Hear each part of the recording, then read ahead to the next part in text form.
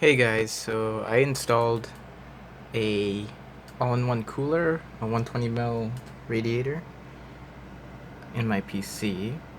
I went ahead and replaced that stock cooler, and I replaced it with the Cooler Master 120 ml lite Master Liquid. I chose Cooler Master because they are pretty well known. They make pretty good coolers, just like the 212 Evo. That's probably one of the best coolers you can get for your buck. So I figured this was only 50 bucks. AOI, it's liquid cooling. 50 bucks is actually a pretty good price for a liquid cooler. So I went ahead and slapped that into my PC. I used the AM4 brackets that came with it. I had to reinstall those plastic arms over there on the motherboard socket so I could use that bracket.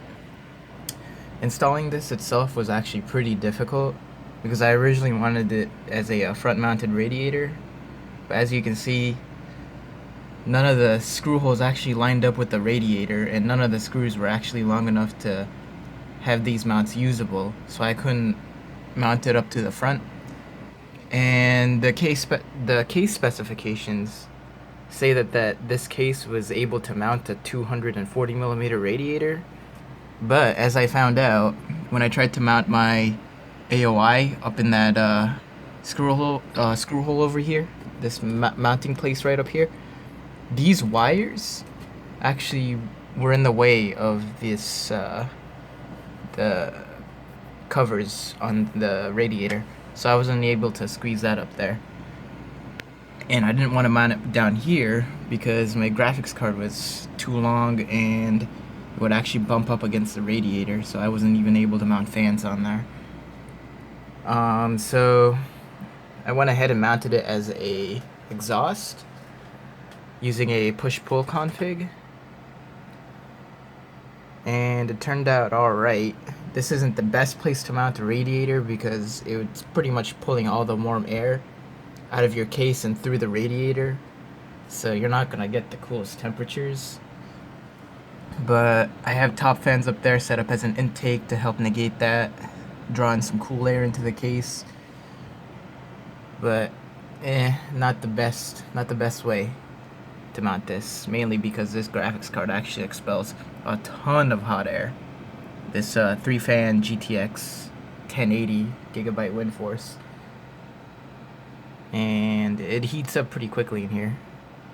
But right now, with the open panel, we're getting around 36 degrees Celsius on the processor over there. And we are, let's see, I think we're overclocked at like 3.7. That's like my standard overclock.